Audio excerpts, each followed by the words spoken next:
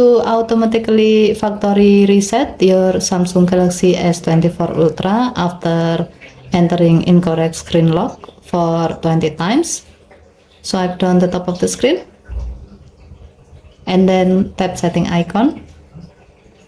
Scroll down the screen to find lock screen and AOD. Tap lock screen and AOD. Tap secure lock setting. Now enter your current screen lock.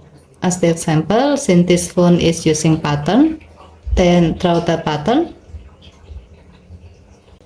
And then tap the gray on off switch next to auto factory reset until the switch turns blue to turn it on.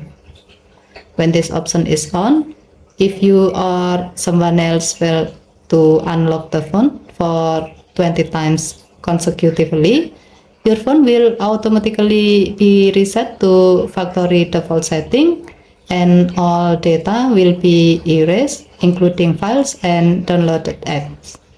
Okay, thank you for watching. Please help to like and subscribe. Have a nice day.